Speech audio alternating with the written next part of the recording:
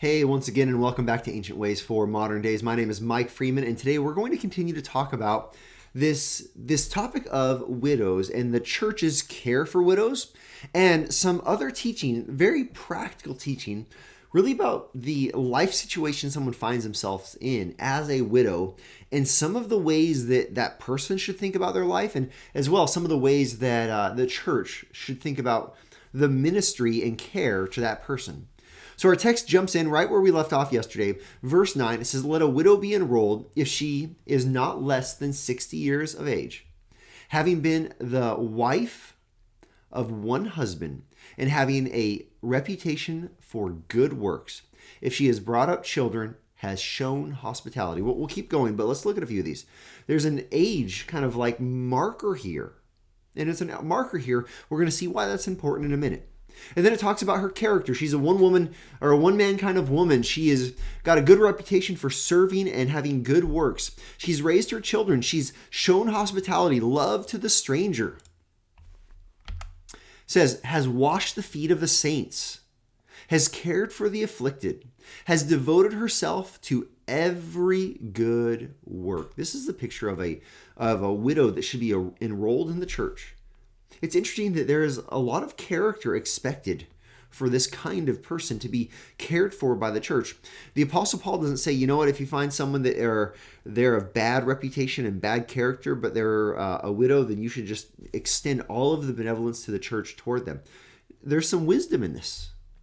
If the church is going to actually care for someone as a widow and be their main support system, this has to be someone who's going to contribute and continue to contribute to the needs of the church, to the needs of the saints.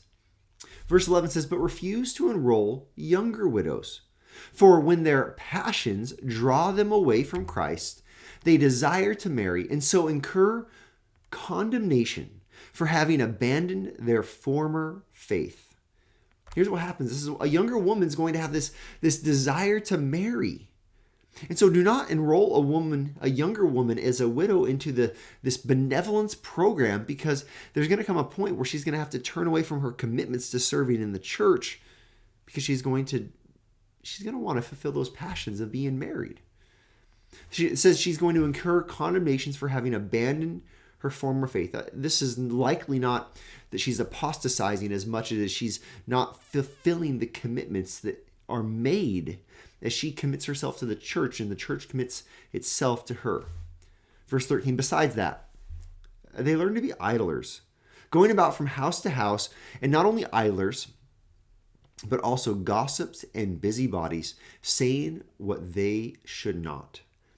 At least in this time period, the issue is there were those who were young widows, and if they were under the support of the church, but they were not giving themselves to the ministry, to the service, they became busybodies. They became occupied with gossip and talking about things they should not, and they became idle. And this led them to destructive behaviors within the church family, destructive behaviors for themselves.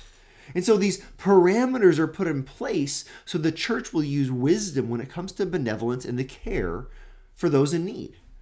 Now, this does not mean that the church does not care for someone who's a widow who is not above 60 years old. It means that we should be very careful in the way we support her and the aims that we have. We should not be enrolling her into this program where the church is her primary support system. This takes wisdom in sorting through in our modern day.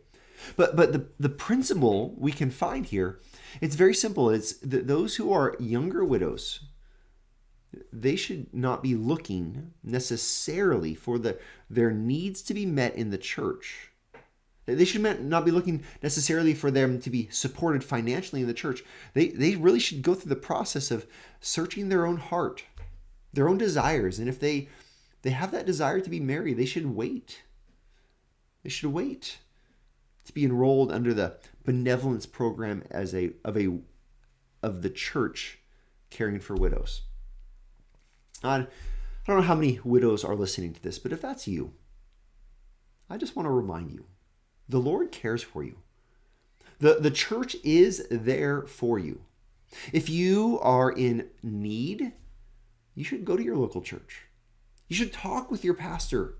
You should say, here's where I'm at.